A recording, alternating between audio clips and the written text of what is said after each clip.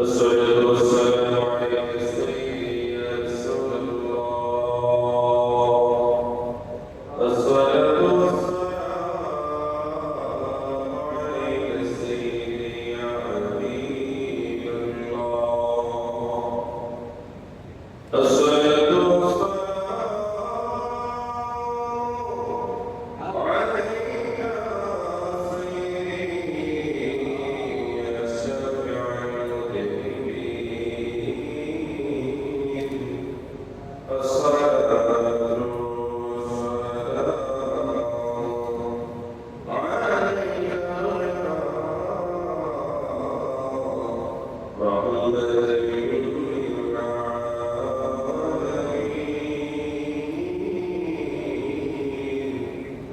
الحمد لله الحمد لله رب العالمين. والصلاة والسلام على من وهذا إلى الله والدين. فقد قال الله تعالى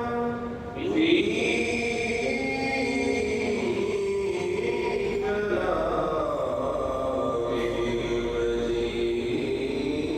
المجيد وفي فرقانه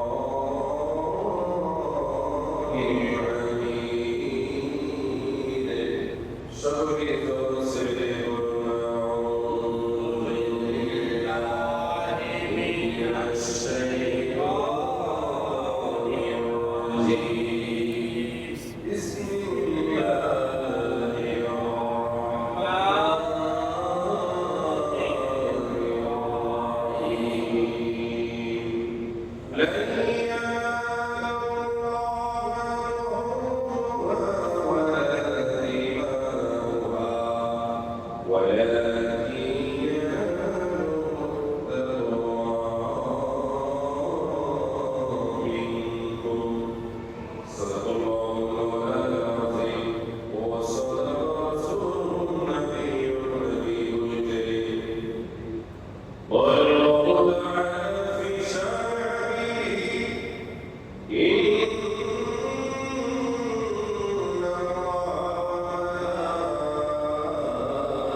ملائكته يصلون على النبي يا أيها الذين آمنوا صلوا عليه وسلموا تسليما. اللهم صل على سيدنا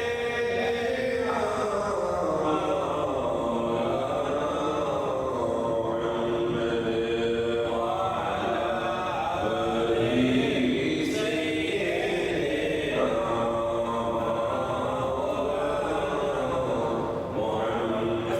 شر عبد الله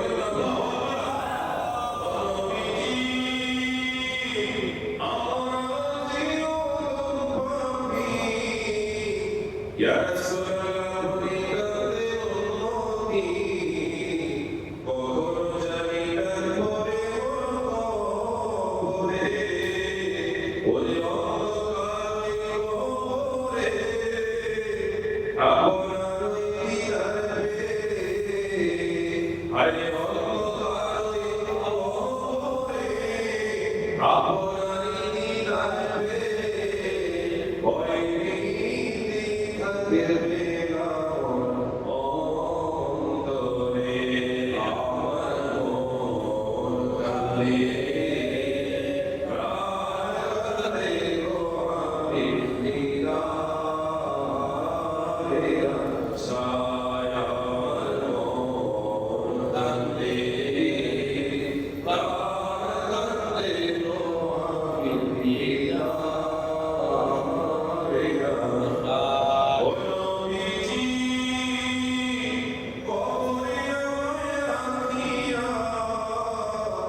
ওরে সবাই আসবে চলিয়া কেমনে রবে কারিয়া বলে না ইয়া রাসূলুল্লাহ নবীজি কবরে রাখিয়া ওরে সবাই আসবে চলিয়া কেমনে রবে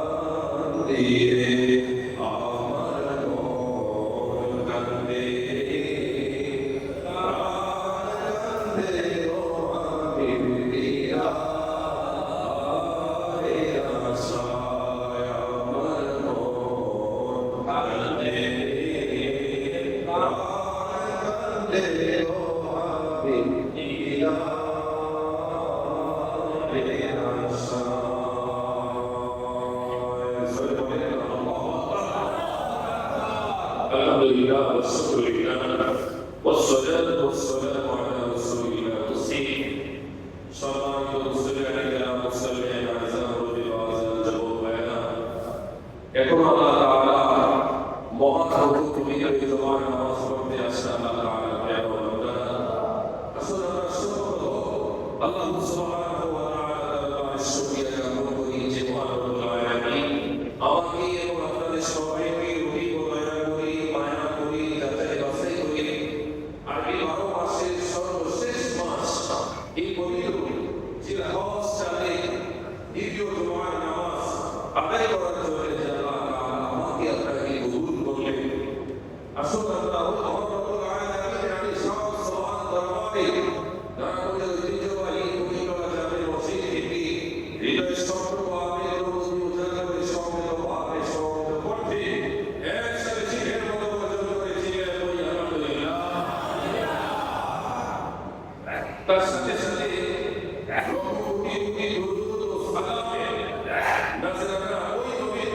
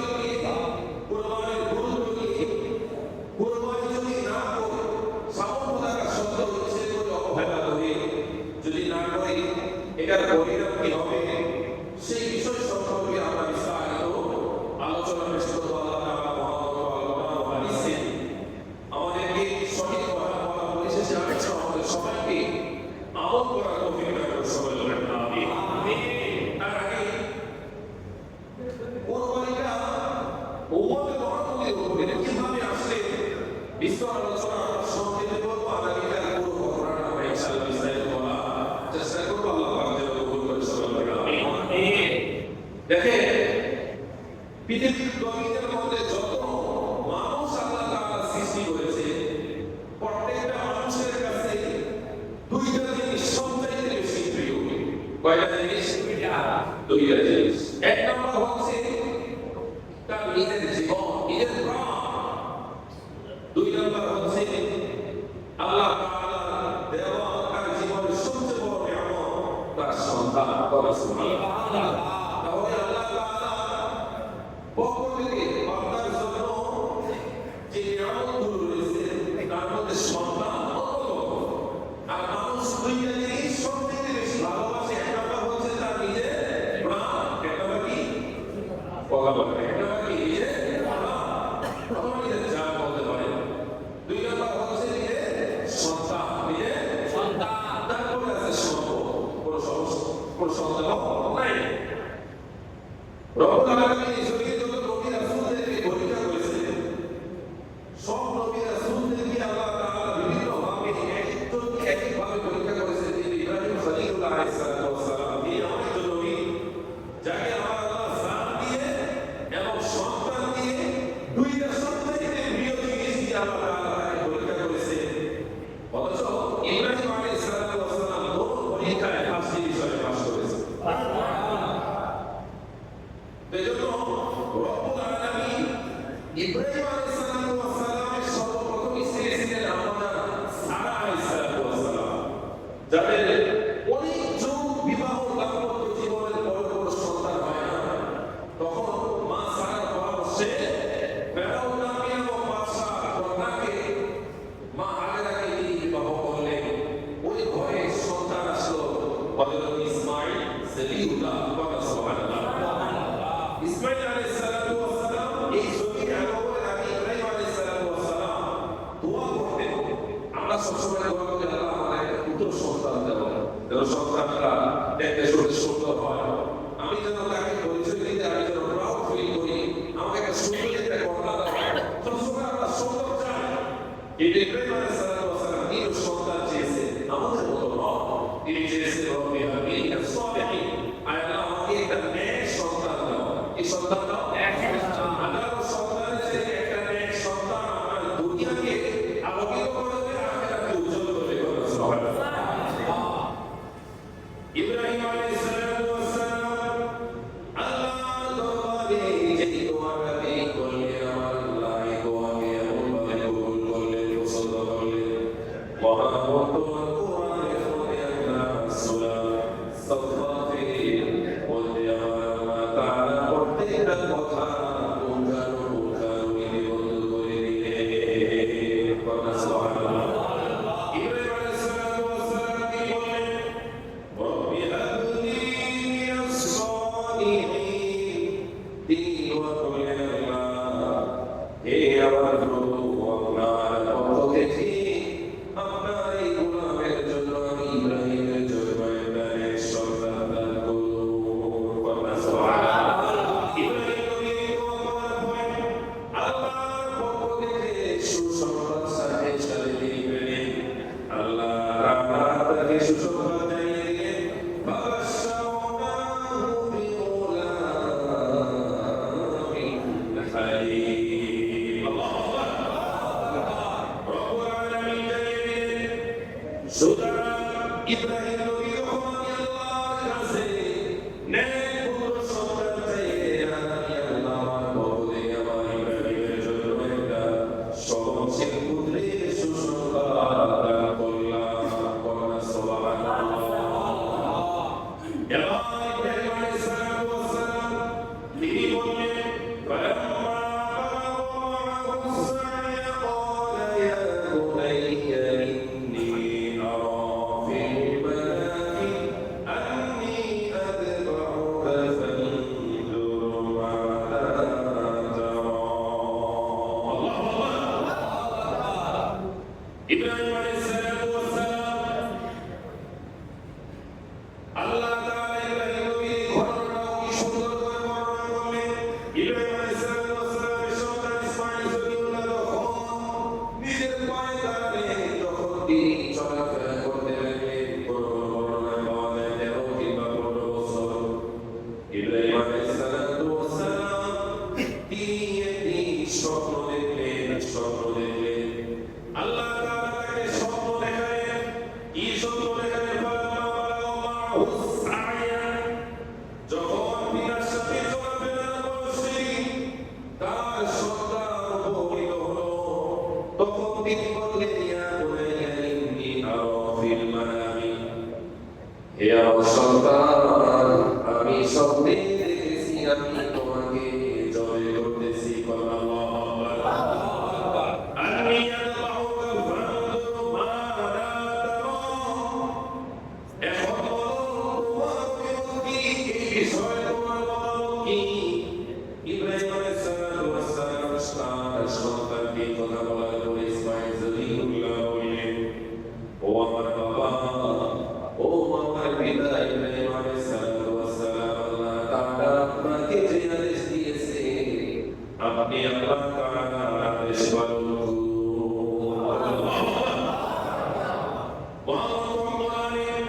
আল্লাহ তাআলা বলেন, ওয়া ইয়া আবাতি ফাআল মা তুমার।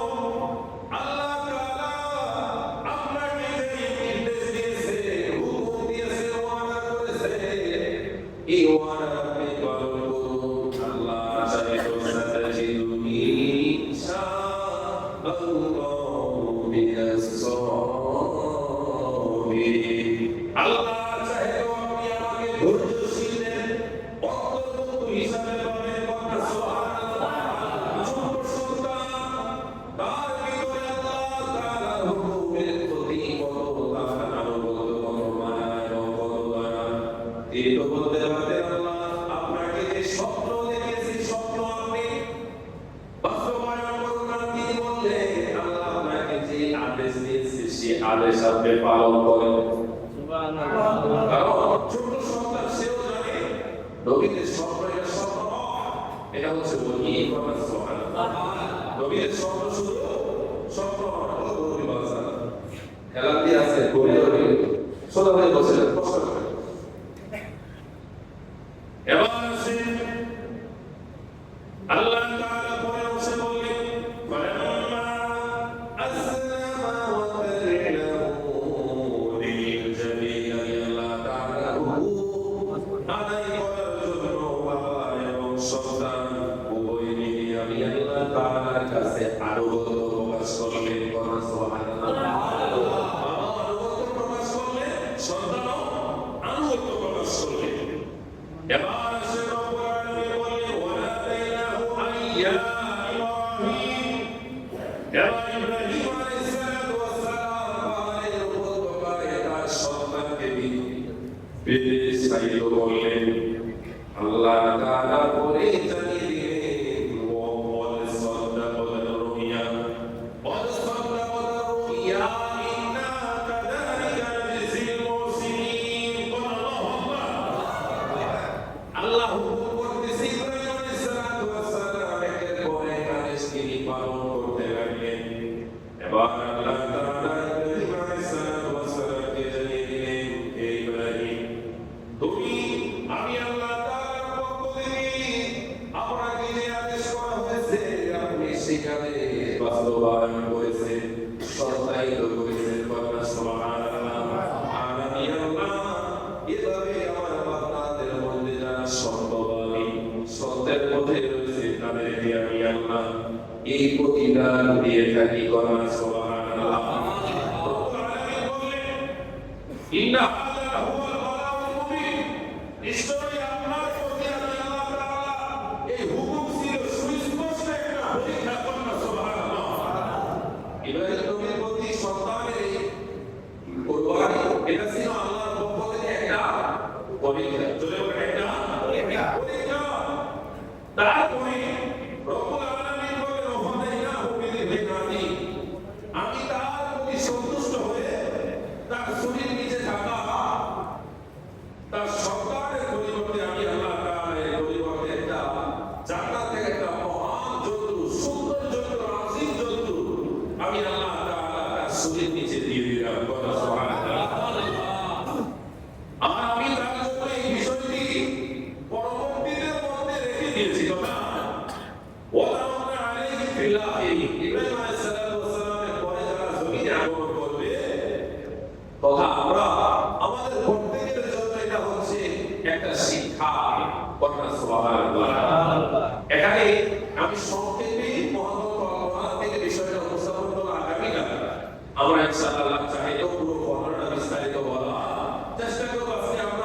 কোরআন হাদিস থেকে কুরবানির ফজিলত বিভিন্ন মাসআলা মাসাইল নিয়ে আলোচনা করব। তবে আরেকটা মজার বিষয় আপনাদেরকে বলে রাখি, সেটা হচ্ছে ইব্রাহিম আলাইহিস সালামের সন্তানের পরিবর্তে আল্লাহ তাআলা জান্নাত থেকে যে পশুটা পাঠিয়েছিলেন, এই পশুটা ওই পশু যে এই পশুকে সর্বপ্রথম এই জমিনের মধ্যে আদম আলাইহিস সালামের সন্তান হাবিল আল্লাহর রাস্তায় কুরবানি করেছিল। কথা সুবহানাল্লাহ।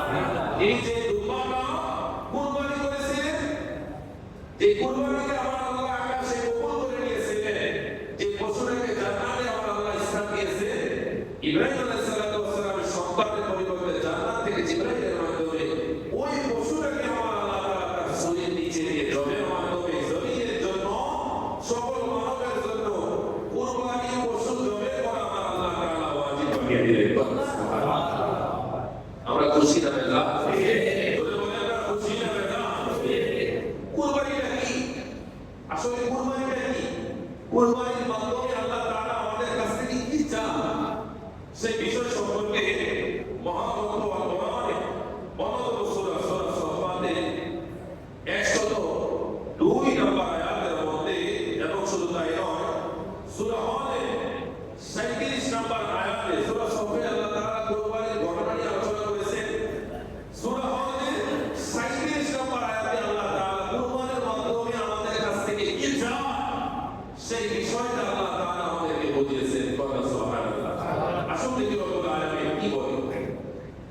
আল্লাহ তাআলা বলেন, লা ইয়ানালাল্লাহু ওয়ালা দিমাউহা ওয়ালাকিন ইয়ানালুহু তাকওয়া মিনকুম। ওয়া সুবহানাল্লাহ। আল্লাহ তাআলা জানিয়ে দিলেন, কুরবানি কৃত পশুর গোশত বা রক্ত আমি আল্লাহ তাআলার নিকট বান্দারে পৌঁছায় না, তাহলে পৌঁছায় কি? রব্বুল আলামিন জানিয়ে দিলেন, বলো আমি আল্লাহ তাআলার নিকট তোমাদের পক্ষ থেকে তোমাদের তাকওয়া, তোমাদের খোদার প্রতি, আমি আল্লাহর প্রতি যে ভয়, যে ভালোবাসা, যে খোদাবিধি, এটাই আমি আল্লাহ তাআলার নিকট পৌঁছে যাই। আল্লাহ বললেন, তোমরা যে কুরবানির পশু জবে করলি, এই জবে কৃত পশুর গোশত কিংবা রক্ত আমি আল্লাহর নিকট পৌঁছে না। সর্বপ্রথম যা পৌঁছে এটা হচ্ছে তোমাদের তাকওয়া। এজন্যই যখন আমরা কোন কুরবানির পশু দেখব, আলহামদুলিল্লাহ বলবো, কোনো ভাই বাহ্যিক দৃষ্টিতে একটু দুর্বল পশু ক্রয় করেছে, হয়তো দামে একটু ঠকে গেছে, কিন্তু আমরা তাকে অসন্তোষ করব না, কেননা আপনি জিতে ঠকে দুর্বল হোক সবল হোক সব পশু জবে করতে হবে একজনের জন্য, তিনি কে? একজনের সন্তুষ্টির জন্য, তিনি আল্লাহ। আল্লাহু আকবার। এই জন্য কেউ যদি আপনাকে জিজ্ঞেস করে, ভাই কেমন হলো, আপনি বলবেন আলহামদুলিল্লাহ আল্লাহর জন্য গিয়েছে, অবশ্যই ভালো হয়েছে। আমরা দোয়া করি আল্লাহ যেন আপনার কুরবানি কবুল করে দেয়। কথা সুবহানাল্লাহ। ওই মানুষটা খুশি হয়ে গেল। আর যদি আপনি জিজ্ঞেস করা হয়, ভাই পশুটা কেমন হলো, ভাই কত লাগিছে, ভাই 2 লাখ টাকা দিছে, ভাই কত কিনতে বড় নাকি 1 লাখ টাকা দিল, তখন যে 2 লক্ষ টাকা দিয়ে পশুটি ক্রয় করেছে, তার মন খুশি না খারাপ? খারাপ হবে না? খারাপ হয়ে যাবে এবং আপনার প্রতিও সে অসন্তুষ্ট হবে। লোকটা একটু ভালো জানতাম, হয়তো খারাপ হয়ে গেছি, পশু ছাড়া তো করতে পারো, কিন্তু লোকটা তো আসলে ভালো পরিচয় দিল না। আপনার কথা বলার সাথে সাথে তার মন খারাপ হয়ে গেলে আপনার মধ্যেও তার একটা খারাপ ধারণা এসে গেল। এরকম ভাবে কষ্ট দেওয়া যাবে না। কুরবানিটা আসলে শুধু মুস্তফার নাম নয়, এই পুরো কুরবানির পুরো সাবজেক্টটা তাকওয়া প্রমাণ করার নাম। কথা সুবহানাল্লাহ। আল্লাহর সন্তুষ্টি অর্জনের নাম। এজন্য আমাদের যাদের ভিতরে খাইসিয়ত খাসালতগুলো রয়েছে, আমরা ইনশাআল্লাহ পরিবর্তন করার চেষ্টা করব। আল্লাহ যেন কবুল করে সকলে বলেন আমিন। এবার আসেন আল্লাহর রাসূল যারা সামর্থ্য থাকা সত্ত্বেও কুরবানি দিতে চায় না, টাকাটাকে অপচয় মনে করে, ওই সাহাবীদেরকে আমার আল্লাহ কি আলোচনা শুনিয়ে দিলেন।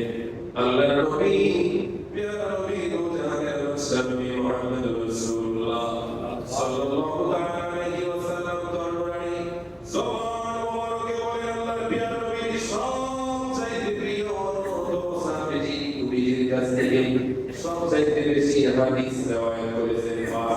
374 কথা সুবহানাল্লাহ। ওই সাহাবীর নাম হচ্ছে হযরত আবু হুরায়রা।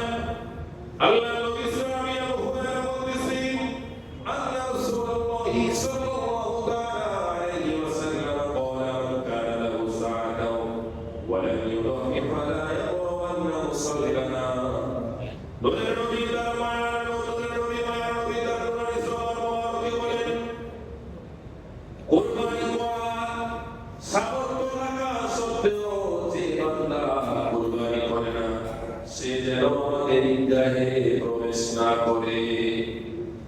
চিন্তা করে নবীজি বললেন তোমাদের যাদের সামর্থ্য আছে কিন্তু তোমরা কুরবানি দাও নাই করো নাই, তাহলে তোমার মতো ইসরাঈল এটা ভগবান না খায় না খায় সে যেন ঈদগাহে প্রবেশ না করে। বেয়ার আমাদের যে সম্পদকে বাঁচানোর জন্য আমরা কুরবানি থেকে নিজেদেরকে বাঁচাতে চাই, আপনারা কি বুকে হাত দিয়ে বলবে এই সম্পদ আপনার জীবনে উপকার আসতে পারে? কোনো গ্যারান্টি আছে? না। কথা বলে কোনো গ্যারান্টি আছে? না। আল্লাহর হুকুম আদায় করতে আপনি যত সম্পদ ব্যয় করবেন প্রত্যেকটা টাকায় টাকায় সওয়াব আছে কি নাই? আছে। উপকার আছে কি নাই? কথা সুবহানাল্লাহ। আর ইসলাম কত সুন্দর। এই যে আমরা যারা সন্তান, আগে তো সন্তান হয়ে মা বাবার জন্য খরচ করা সবচাইতে দামি ইবাদতের মধ্যে অন্যতম। কথা সুবহানাল্লাহ। এটা ডাইরেক্ট কবুল। এটা কি ডাইরেক্ট কবুল? সন্তান হয়ে বাবা মার জন্য কি করা? খরচ করা। দুই নম্বর হচ্ছে আপনি স্বামী হওয়ার পর স্ত্রীর জন্য খরচ করা। আমরা মনে করি আল্লাহ রাস্তায় দান করলে, গরিব মানুষকে দান করলে এটাই মনে হয় না। না, আপনি স্ত্রীকে সন্তুষ্ট করার জন্য বাজার থেকে সবচেয়ে ভালো ভালো জিনিস স্ত্রীকে উপহার দিতে, এটাও দান, এটাও সওয়াব। কথা সুবহানাল্লাহ। এটাও কি সওয়াব? শুধু তাই না, আপনি যে বাবা হয়ে সন্তানের মুখে আহার তুলে দিতেছেন, এটাও দান। এটার একটা জাযা আল্লাহর পক্ষ থেকে আপনি পাবেন। আমরা যারা বাবা হয়েছি, বাবা হওয়ার পরে আপনাদেরকে একটা এক্সাম্পল বলি। আমার বাবা অনেক শক্তিশালী ছিলেন। আমাদের চোখে দেখা তিনি অনেক কিছু করতে পারতেন, ভাবতে পারতেন। সেই বিষয়টা মূল বিষয়টা হচ্ছে তিনি বললেন যে আমার যখন বিবাহ হয়েছে তখন আমার শক্তির অনেকটা ক্ষয় হয়েছে। কেন? কারণ ওই সময় আমার রিজিকের সাথে আমি আমার সহধর্মিনীকে জড়িয়েছি। একটা ভালো জিনিস খাইতে মন চাইলে নিজে খাই নাই, যেহেতু আমার আরেকজন আছে তার সাথে নিয়ে আমরা খেয়েছি। এরকম হয় না? হয়। যখন তোমরা পৃথিবীর জমিনে আসছো, মনে চাইছে সারাদিন পরিশ্রম করছে, একটা কেক খাই, একটা রুটি খাই, একটা কলা খাই, খাইতে গিয়ে মনে করেছে ফিরে যাওয়ার সময় নিশ্চয় আমার সন্তান তো বাড়িতে আছে, সে যদি রুটিটা পায়, কেকটা পায়, বিস্কিটটা পায়, তাহলে সেটা তো খুশি হবে। এরকম হয় না? আর সন্তানদের কথা, আমাদের কথা চিন্তা করে বাবা সারাদিন না খেয়ে থাকে, ইচ্ছে করলে আরো তো সময় হয়, আরো যে ইদাই না যাই হোক মনে করে না। তো এই রেস্টুরেন্ট গুলোতে ইচ্ছা করলে আমরা সকালে নাস্তা খাইলে 100 টাকা আমরা বিল করতে পারি ভালো খেয়ে, কিন্তু অনেকে আছে একটা রুটি নিয়ে তাদের মোটামুটি নাস্তা সেরে থাকে। চিন্তা করে আমি যদি নাস্তা থেকে 100 টাকা 50 টাকা বাঁচতে পারি, আমার সংসারের জন্য উপকারে আসবে। এরকম বাবা আছে কি? আছে। আমার মনে হয় 99% বাবা এরকম ইচ্ছে করলেও কিছু বলে না, ইচ্ছে করলেও কিছু খায় না, জোতাটা 10 বছর যাবত করতেছে, বারবার সেলাই করতেছে, কিন্তু সন্তানকে মাসে মাসে বছরে কয়েকবার জোতা দিতেছে, স্ত্রীদেরকেও দিতেছে। কোনোদিন নিজের প্রতি কোনো চাহিদা নাই। এটার নামে বাবা। কথা বলে ঠিক না? আল্লাহ তাআলা এরকম হাজারো লক্ষ লক্ষ কোটি কোটি বাবাদেরকে জান্নাতের সূর্য মাকামে পৌঁছে দেবে। সকলে বলেন আমিন। এবার আসেন আম্মা জান আয়েশা সিদ্দিকা রাদিয়াল্লাহু তাআলা আনহা, তিনি বলতেছেন যারা কুরবানি করে ওই কুরবানির পশুটা কেমন হবে, এবং কুরবানির পশুর এই যে রক্ত, গোশত, শিং, চামড়া, যেগুলোকে আমরা অনেক সময় আমরা ফেলে দিই, ওই ফেলে দেওয়া বস্তু এগুলো আমাদের জীবনে কেমন উপকারে আসবে। আল্লাহ নবীর প্রিয়তম স্ত্রী আমাদের আম্মা জান আয়েশা সিদ্দিকা রাদিয়াল্লাহু তাআলা আনহা, তিনি বলতেছেন قال ما عمل ابن آدم يوم النهر عملا أحب إلى الله عز وجل من إراقة الدابة. سبحان الله. আম্মা জান আয়েশা সিদ্দিকা রাদিয়াল্লাহু তাআলা আনহা তিনি বলতেছেন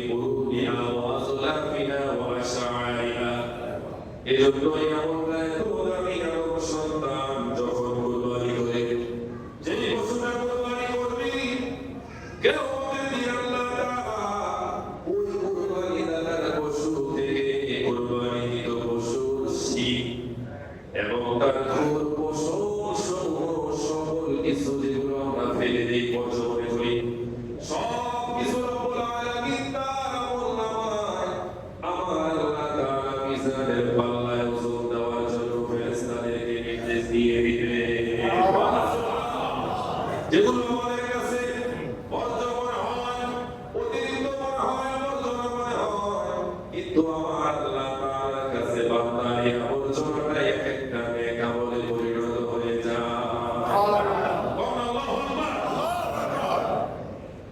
শুধু তাই নয় রব্বুল আলামিন বলেন বান্দারে ওয়া ইন্না দাম্মা লা ইয়াকউ মিন আল্লাহি আযজা ওয়া জাল্লা বিমাকানি ক্বাবলা আন ইয়াকআল আরদু ফাতিহু বিহা নাফসান ওয়া নবী মায়া নবী তার নবী জবান মুবারকে বলেন বলেন তোমরা যখন আল্লাহ তাআলার সন্তুষ্টির জন্য তোমাদের ক্রয়কৃত পশু যখন তোমরা জবে করো জবে কৃত পশুর রক্তের ফোঁটা জমিনে পড়ায় আমার আল্লাহ তোমাদের কুরবানিতে কবুল করে নেয়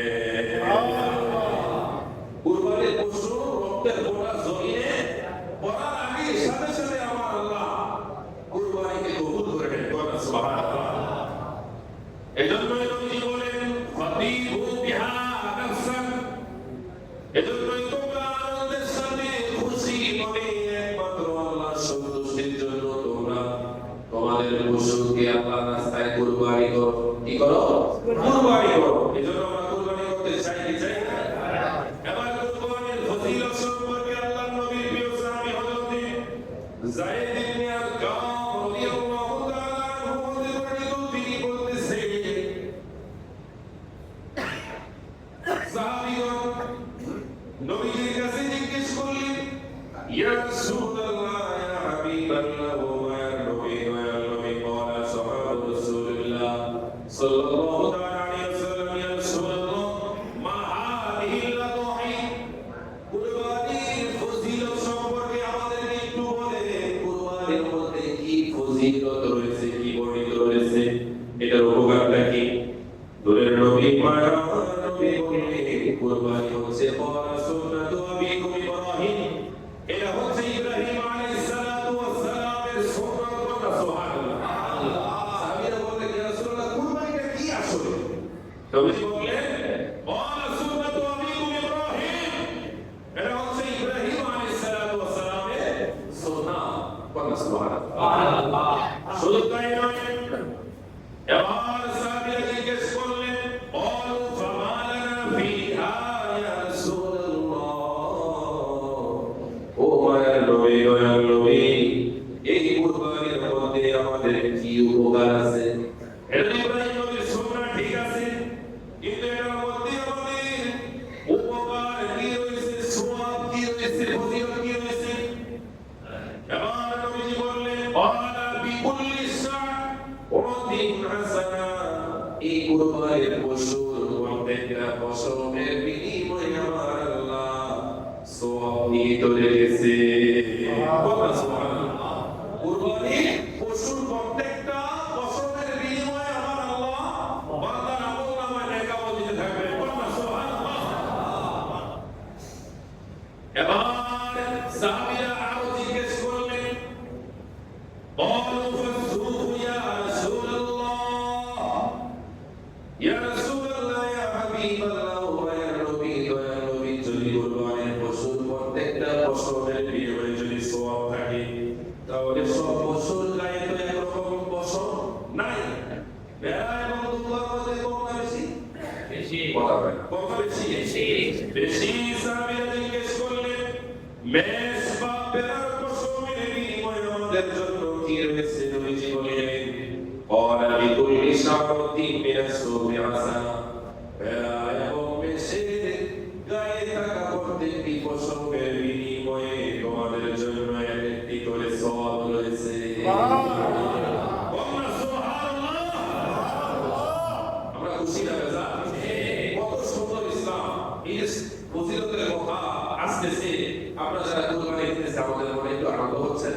এই যে আমাদের কুরবানির পশুর প্রত্যেকটা বছরের বিনিময়ে আমরা সওয়াব পাবো। অনেকে মনে প্রশ্ন, হুজুর কুরবানি তো আমরা 7 ভাগে দিই, তাহলে সওয়াব কি 7 ভাগে ভাগ হবে? আমি বলবো না, না ভাগ হবে না। আমাদের কাছে ভাগ আছে, আল্লাহর কাছে কোনো ভাগ নাই। আল্লাহ তাআলাই ভালো জানেন, নিয়ত ভালো রাখলে ওই 7 ভাগে নিয়ে যা হয় আপনার ভাগে আল্লাহ তাই দিয়ে দিবেন। কথা সুবহানাল্লাহ। আল্লাহর কাছে কোনো কম নাই, কমতি কাদের কাছে? আমাদের কাছে। এজন্য আমাদের চাওয়া পাওয়াতে, মানে চাওয়াতে কোনো কম রাখা যাবে না। আল্লাহ তাআলার কাছে বারবার চাইতে হবে। নবী ইব্রাহিম আলাইহিস সালাম তিনি সব সময় সন্তানের জন্য দোয়া করেছেন। 10 বছর, 20 বছর, 30 বছর, 40 বছর, 50 বছরে পরে গিয়ে তার দোয়া আল্লাহ তাআলা বহু সময় পরে গিয়ে 86 বছর বয়সে গিয়ে আল্লাহ তাআলা তার দোয়া, 90 বছর বয়সে গিয়ে তার দোয়া কবুল করলেন। সুবহানাল্লাহ। অথচ নবীদের দোয়া আল্লাহ তাআলা দরবারে সাথে সাথে কবুল। এই কবুল না করাটা এটা আল্লাহ তাআলা একটা কুদরত, নবীদের মুআজিজা, এবং এটা হচ্ছে সুস্পষ্ট একটা পরীক্ষা। তো এজন্য এই বিষয় নিয়ে আমাদের যেন কোনো ইখতিলাফ না থাকে। কোন আল্লাহু আকবার, আল্লাহু আকবার। সবাই উপস্থিতি, আমরা এমন একজন নবীর উম্মত, যে নবী সব সময় 2টা পশু কুরবানি করতেন। কয়টা? 2টা। একটা হচ্ছে নিজের জন্য, আর একটা হচ্ছে আমাদের জন্য। সুবহানাল্লাহ। ইয়া রাসূলুল্লাহ।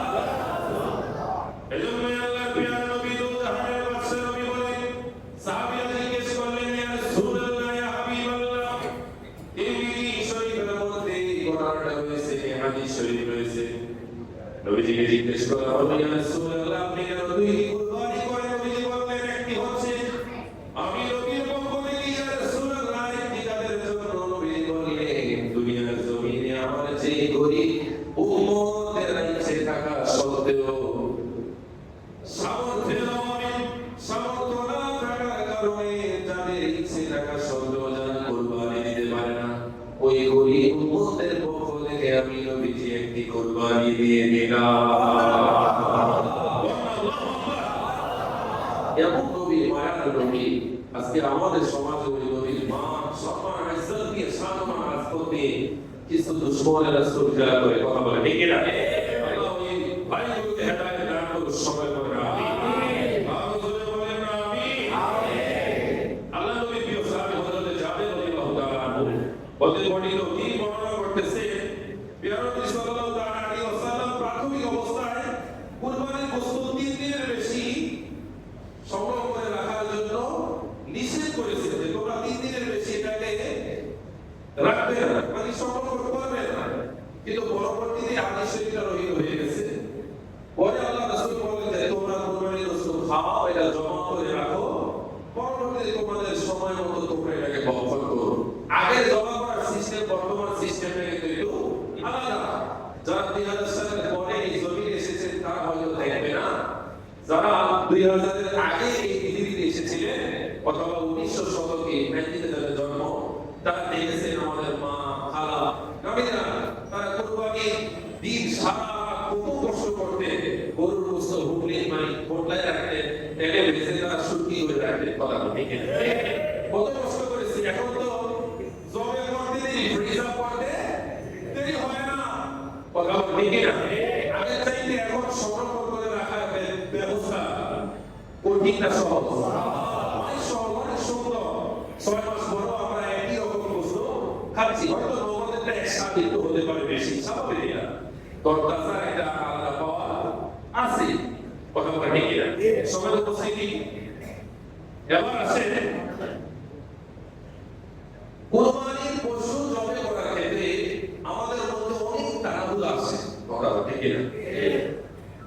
ধরেন আমরা যারা আগামীকাল আমরা ব্যস্ত হয়ে যাব কুরবানির পশু জবে করার জন্য, অনেকে 8 তারিখে একটু রেডি হয়ে থাকে, অনেকে আছে এটা শহর অঞ্চলে কম, কারণ শহরে পারিবারিকভাবে জবে করা মানে গোশতটা গরুর মানে বসিয়া চামড়া ছিলানো, তারপর হচ্ছে এটা গোশত আলাদা আলাদা করা, টুকরো টুকরো করে, এটা নিজেরা খুব কম করে, মেজরিটি পার্সেন্ট কষাই দিয়ে করে। কি দিয়ে করে?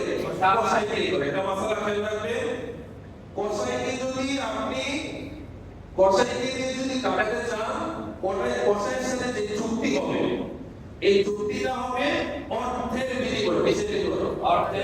আপনি যদি বলেন আমার এই কুরবানির পশু 10 ভাগের 1 ভাগ গোশত তুই পাবি, আমার এটা জবাই করে দে, অথবা এটাকে একটু সিস্টেম করে দে, এটা ইসলামী শরীয়তে একেবারে নিষেধ।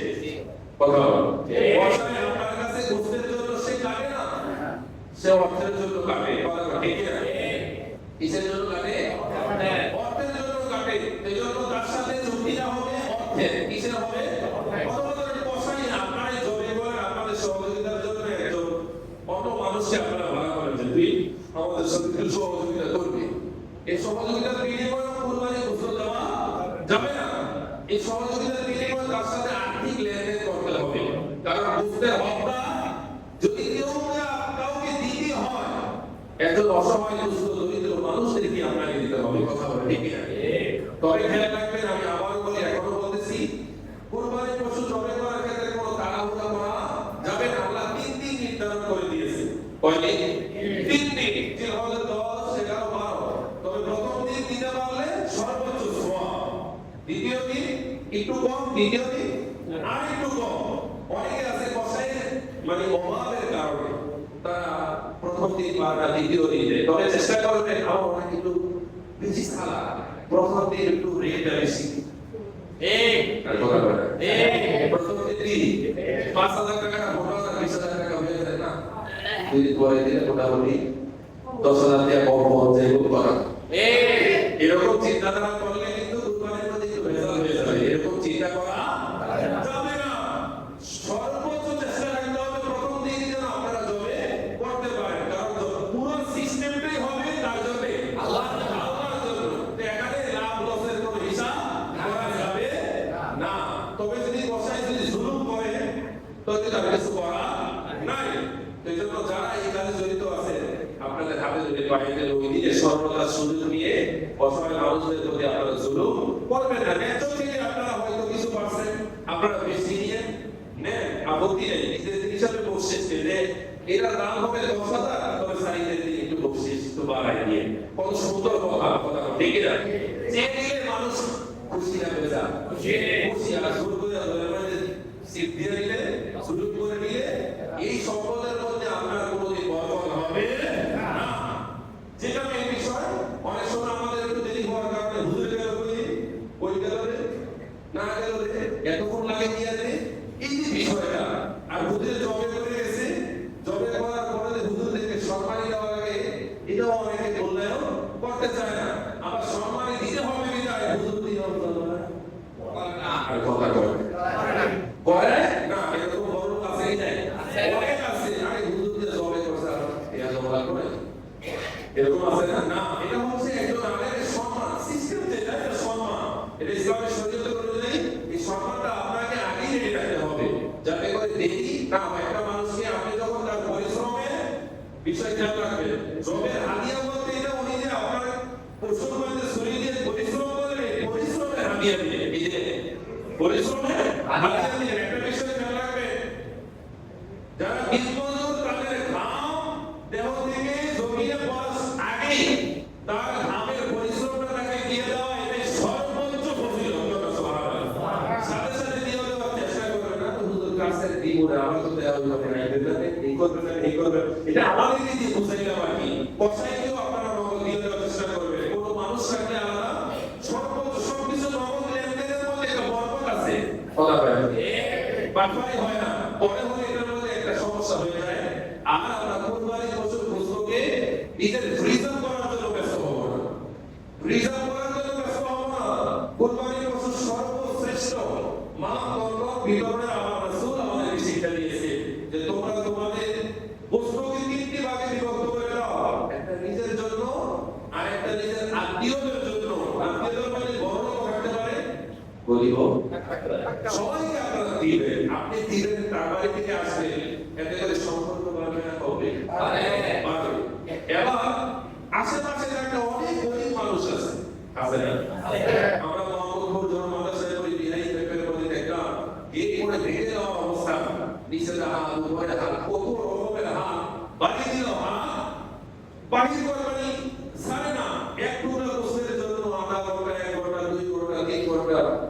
দুপুর পর্যন্ত অপেক্ষায় থাকে।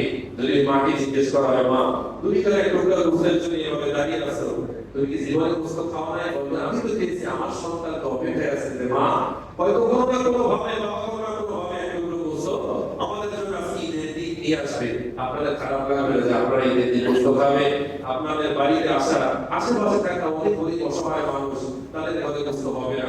এটা তো ইসলাম নয়, এটা তো কুরবানি নয়। আমাদের সামর্থ্য অনুযায়ী আমরা আমাদের সর্বোচ্চটা দিয়ে চেষ্টা করবো, ঠিক না?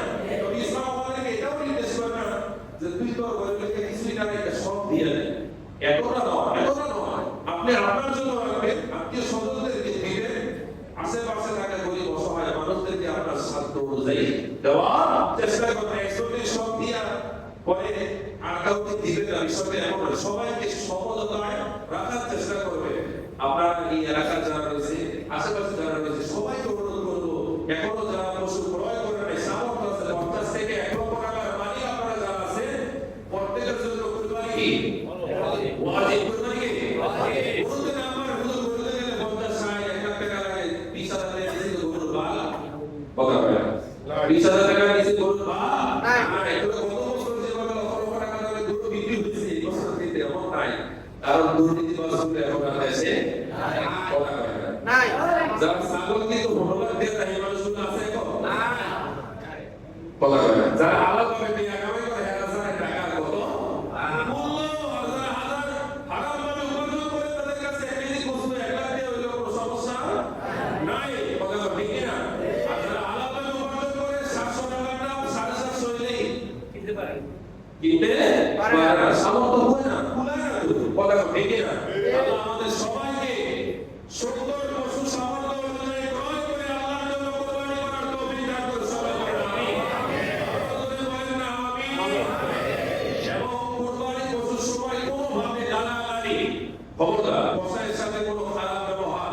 আমাদের দেশের কসাইরা এমন আছে, কুরবানি পশু জবে করার সময় লেঙ্গি বই আসে, হাফে বই আসে, লুঙ্গি বই আসে, এমন কাফার দেয় যে পিছনের অংশ আছে কি নাই কাপড় বোঝা যায় না। এরকম চিটার বারবার আছে কি নাই? আছে। খবরদার ওই যে রক্ত ভরার বয়স, মানে রক্ত ভরবে গোসল লাগে এরকম বসে, এরকম উসিলা দিয়ে যারা ফরজ ত্যাগ করে, এগুলো তারা কোনোদিন কুরবানির পশু আপনারা খাওয়াতে পারবেন না। এবং জবে করার চেষ্টা করবেন না। এবং জবে করার পরে সর্বোচ্চ ধৈর্য ধরবেন। 4টা রং কাটবে, কয়টা? 4টা। 3টা কাটা হয়ে যাবে। 4টা কাটার পরে নিচের আরেকটা বড় একটা রং আছে, সেই দিকে এত যাওয়ার চেষ্টা করবেন না। আমাদের দেশে অনেক কষ্ট এত নির্দিষ্ট, আমরাও তাদের সাথে সাথে নির্দিষ্ট হুজুরে জবে করে গেছে কার শব্দ হয় না, এটা সুরিটা বড় করে নিয়ে একবারে সারা পারবাই এই ভাই এরকম আছে না? হারাম।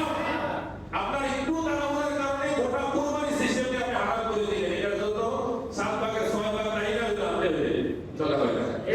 আমাদেরও দায় আছে, আমরা নিষেধ করবো।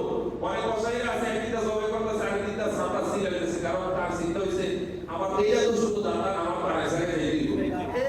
তাড়াহুড়ো লাগলে তুই দূরে যা, পশুকে স্থির হওয়ার জন্য সময় নিতে হবে। কারণ তার রূহু বের না হওয়া পর্যন্ত তার গায়ে অন্যভাবে স্পর্শ করা হারাম, হারাম। যে করলো এটার জন্য সে কবিরা করে বলো, আল্লাহ হুকুম অমান্য করলো, কথা বলে, ঠিক না? সে পশুর প্রতি জুলুম করলো। তাহলে জুলুম করার কারণে হাসরের ময়দানে এই পশু আল্লাহর দরবারে আপনার বিরুদ্ধে সাক্ষী দিবে। বলেন আউযুবিল্লাহি মিনাশ শাইতানির রাজিম। তাড়াহুড়ো করার কোনো সুযোগ নাই। পুরো সিস্টেমটাই ইসলামিক মতো হয়। আল্লাহ তাআলা রাসূলের সন্তুষ্টি হলেই হয়। 10 মিনিট আগে কিংবা 10 মিনিট আগে কিংবা পরে। আমরা আগামীকাল আমাদের ঈদের নামাজ হবে আলহামদুলিল্লাহ 7টায়। কয়টা? 7টা। আমরা মোটামুটি 7টায় আসবো না 6টায় আসবো? 6টায়। তো আগে আসবো না? 6টায় আসবে। 6টায় আসলে আমরা আপনাদের এই কুরবানির ফজিলতের নিয়ে একটু আলোচনা করবো এবং 7টা বাজে আমাদের নামাজ শুরু হয়ে যাবে। নামাজের পর খুতবা হবে। কি হবে? খুতবা। জুমার নামাজে আগে হয়, ঈদের নামাজে পরে হয়। খুতবা হওয়ার পরে মিলাদ হবে, কেরাত হবে। 8টার মধ্যে আমরা ইনশাআল্লাহ আমাদের কার্যক্রম শেষ করে দিব। 8টার পরে আমাদের ইমাম সাহেব আছে, আমরা আছি আলহামদুলিল্লাহ। আমরা এক জায়গায় নিজেদেরকে ডিভাইড করবো আলহামদুলিল্লাহ, যেন আপনাদের বেশি দেরি না হয়। আপনারা যারা আছেন কুরবানি দিবেন, অনুরোধ থাকবে আপনারা আমাদের নাম্বারটা সংগ্রহ করে রাখবেন। কে কোথায় কিভাবে দিতেছেন আমাদের সাথে যোগাযোগ করবেন। কথা বলেন, করবেন না? আমরা তো আপনাদেরকে খুঁজে পাবো না, আপনারা আমাদেরকে একটু কষ্ট করবেন, ফোন দিলে যে হুজুর কোথায় আছেন, কি অবস্থায় আছেন। গ্রামে তো একটা না হয়, শহরে তো একটা না হয়, অনেকে কষাই পাইলে বিভিন্ন ভাবে তারা করে, সময় লাগে। তো এই সময়টা আমাদেরকে আপনারা জানাবেন যে হুজুর আমার পশুটা 11টা বাজে, 10টা বাজে, 12টা বাজে, জোহরের পরে, আসরের পরে, এগুলো আমাদের মঞ্চের মধ্যে আছে, ইমাম সাহেব আছে, আমাদের সেক্রেটারি সাহেব আছে, আপনারা ওনাদের কাছে মেহেরবানি করে এই তথ্যগুলো আপনারা দিয়ে যাবেন, পাবেন ইনশাআল্লাহ। আরেকটা বিষয় হচ্ছে আমাদের নারায়ণ সিটি কর্পোরেশনের পক্ষ থেকে একটি ঘোষণা এসেছে, সবাই এলাকাবাসী, নগরবাসী পবিত্র ঈদুল আজহার শুভেচ্ছা। আপনাদের সকল অবগতির জন্য জানাতে চাচ্ছি পবিত্র ঈদুল আজহা 2025 উপলক্ষে কুরবানি পরবর্তী কুরবানিকৃত পশুর গোবর, রক্ত, হাড়, চামড়া তথা পশুর সামগ্রী উৎকৃষ্ট অংশ সুষ্ঠু এবং সুন্দরভাবে অপসারণের মাধ্যমে পরিবেশ দূষণ প্রতিরোধের জন্য নির্ভক্ত ব্যবস্থাকে নিজ উদ্যোগে অন্যান্য সময় সরকার করতে এবছর সিটি কর্পোরেশন প্রত্যেকে নিজ নিজ দায়িত্ব দিয়েছে। আপনারা এক জায়গায় রাখলে হয়তো যারা রাস্তাঘাট পরিষ্কার করে তাদের জন্য সুযোগ সুবিধা কিন্তু সুন্দর হবে, কথা বলে ঠিক না?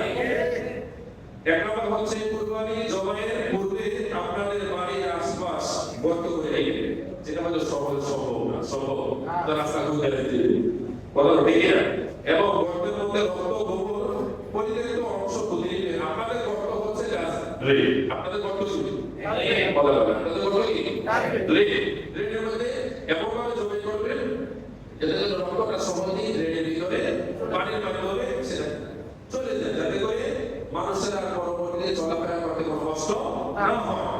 এবং জবাইকৃত পশুর উৎকৃষ্ট অংশ সিটি কর্পোরেশনের ড্রেনে যেটা বললাম, তারা বলার আগে আমি বলে ফেলেছি। তো যাই হোক, কুরবানির মাংস বিতরণের পরিবেশ মানসম্মত ব্যাগ এবং পাত্র ব্যবহার করুন। পরিষ্কার পরিচ্ছন্ন ইমানের অঙ্গ। কুরবানির পরে আপনার বাড়ির আশেপাশে পরিবেশ যাতে দূষিত না হয় সেদিকে বিশেষ খেয়াল রাখুন।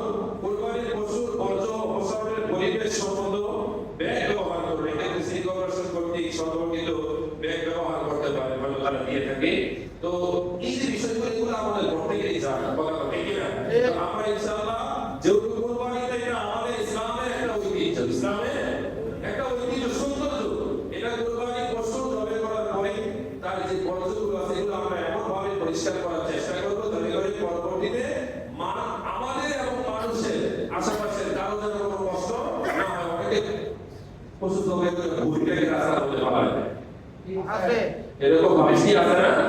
মানে যেগুলো কোনো কমন সেন্স নাই, কোনো বিধানের কোনো জ্ঞান নাই, আমার নামই করে নিলাম, আল্লাহ মাফ করুন, যা বলছে এরকম করা যাবে না। এটা নাম ইসলাম নয়। ইসলাম শুধু আমাদেরকে কুরবানি করার জন্য আসে, এই জমিনে পাঠায় নাই।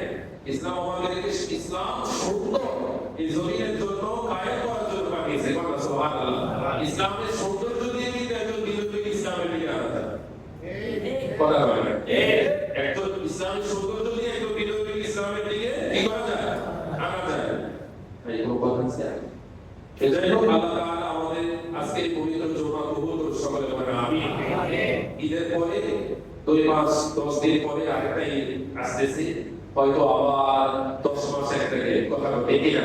আল্লাহ চাহে তো আবারও যদি হায়াত থাকে কুরবানি না, আমরা আবারও রোজা ঈদে আমরা আবার একসাথে জমায়েত হব। আল্লাহ তাআলা যেন আমাদেরকে মাহে রমজানের পবিত্র ঈদুল ফিতর